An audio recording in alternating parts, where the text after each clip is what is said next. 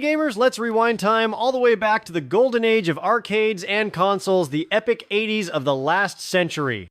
During this glorious era, Konami dropped an absolute bombshell, the legendary action game Contra. It first hit the arcades in 1987 and made its way to the NES in 1988, forever cementing its place in gaming history. Contra isn't just a game, it's a childhood memory. And today, we're going to relive that adrenaline-fueled nostalgia.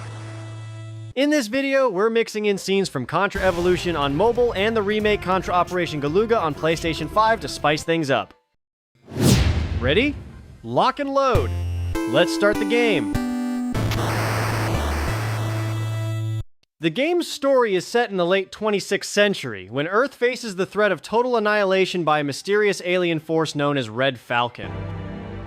These extraterrestrial baddies have landed on a remote island, built a secret base, and are cooking up a plan for global domination. In response to this cosmic crisis, the United Nations of Earth formed an elite commando unit called Contra, led by two badass soldiers, Bill Reiser and Lance Bean.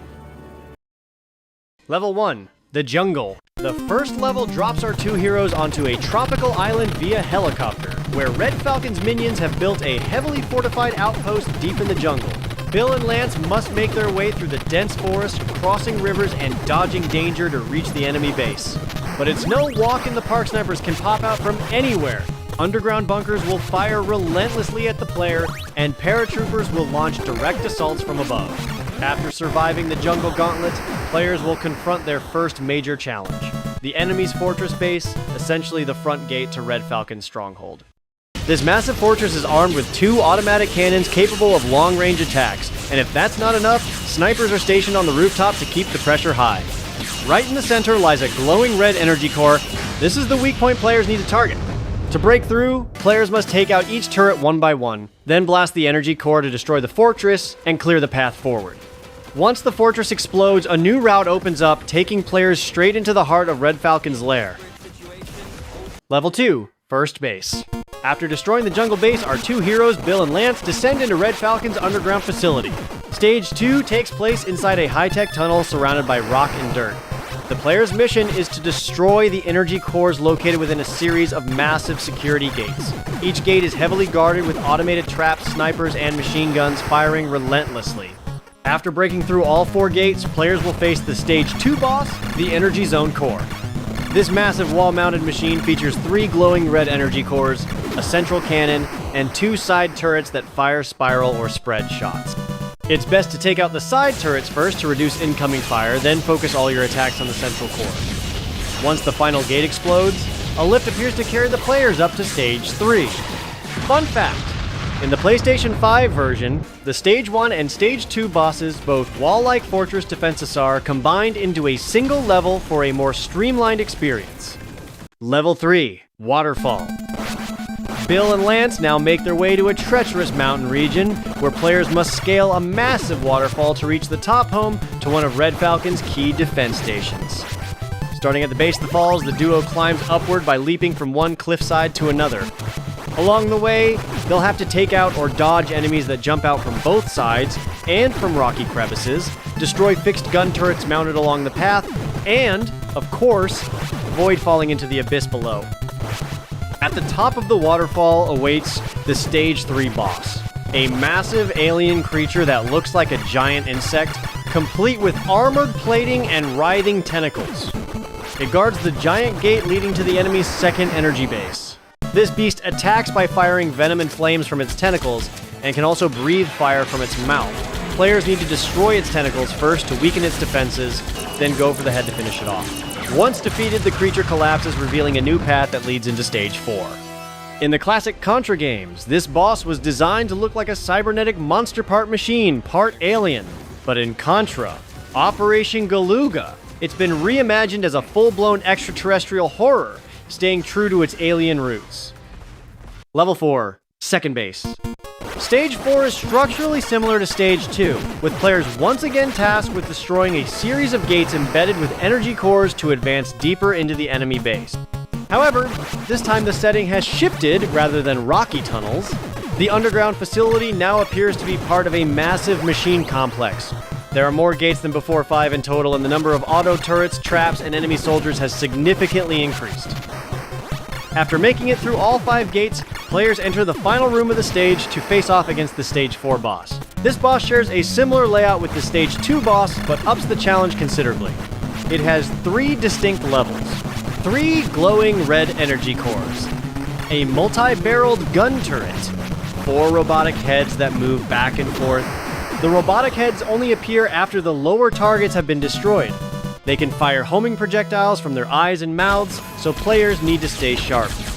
Once the energy cores and turrets are blown up, focus your firepower on the 4 robotic heads. After taking them down, 2 elevators will appear, carrying both players up to the next level, Stage 5. Level 5, Snowfield.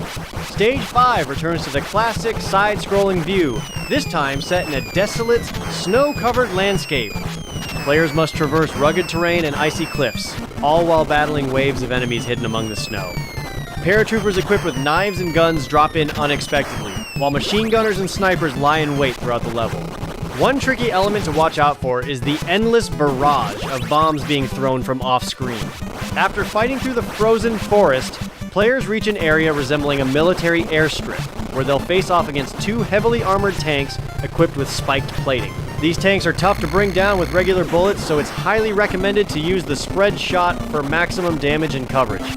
The stage boss is a flying fortress essentially, a futuristic warship loaded with high-tech weaponry. At its core lies a glowing energy module. The airborne fortress continuously releases small UFO-like drones that swarm and attack the player. To beat this boss, aim straight for the center. Don't waste time dealing with the drones just. Keep your fire focused on the energy core. After a few solid hits, the flying fortress will explode in a fiery crash. Level 6, Energy Zone. Stage 6 takes place in a massive energy factory, the very heart of the power source keeping the Red Falcon army operational. Players will navigate across sleek metal platforms, surrounded by towering steel walls, constantly churning machinery, and massive energy pipelines. The standout feature of this stage is the series of large flamethrowers that shoot out from the walls in timed intervals. Players must carefully time their movements to pass through safely without getting roasted. The stage boss is a menacing robot. It has a pretty simple attack pattern, jumping up and down while throwing sharp spikes at the player. As you damage it, the robot's color changes, first turning purple, then red. Once it turns red, it's nearly out of energy. A few more hits, and it'll explode into scrap metal. With the robot defeated, the gateway to Stage 7 opens and the mission continues deeper into the heart of the Red Falcon operation. Level 7, Hangar. Stage 7 is set inside a massive industrial warehouse, designed with sleek steel floors and filled with deadly hazards. One of the main threats here is a series of giant mechanical claws that drop suddenly from the ceiling. Touch one, and it's an instant death zone. Timing and awareness are absolutely crucial.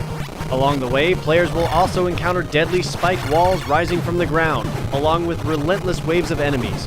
The boss design is similar to Stage 1's. 2 ground-mounted turrets firing non-stop, while waves of enemy soldiers charge straight at you. In the center right of the screen, there's an energy core embedded in the wall that's your real target. Technically, you can destroy the 2 turrets first, but here's a pro tip. Just focus all your firepower on the energy core on the right wall. Once that core is destroyed, the turrets will explode automatically. A gate will then open, leading you into Stage 8, the final showdown of the game. Level 8, Alien's Lair. In this stage, players officially leave the realm of machines and technology and step inside the body of a massive alien creature. Early on, players face a mini-boss, a grotesque alien head that bursts from the right-hand wall. It has glowing red eyes, a gaping mouth, crimson skin, and horns reminiscent of a creature straight out of the Alien movies. As the level progresses, players are swarmed by all sorts of alien creatures like fleshy pods attached to the walls. Other enemies crawl at high speed, resembling insectoid aliens, and launch sudden attacks from all directions. The final boss of Stage 8 and of the entire game is none other than the beating heart of Red Falcon. At first, the heart beats slowly and calmly, but once the player starts attacking it, the rhythm quickens dramatically. Surrounding the heart are 4 alien pods stew above, 2 below that constantly spawn more enemy creatures. Players can choose to destroy the pods first, but the fastest and most effective strategy is to move directly beneath the heart and unload as much firepower into it as possible. Once the heart is destroyed, congratulations! Bill and Lance have successfully defeated Red Falcon and saved the world. The screen fades to a shot of the island. A helicopter arrives to pick up the two heroes of the Contra commando unit, and in the final cutscene, the chopper soars into the sky just moments before the entire island erupts in a massive explosion. Wow, what an epic escape!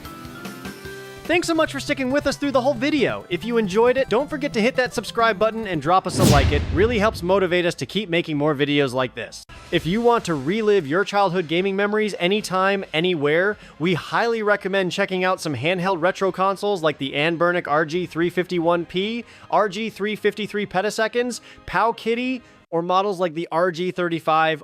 You'll find some helpful links down below for reference. Thanks again, and we'll see you in the next episode.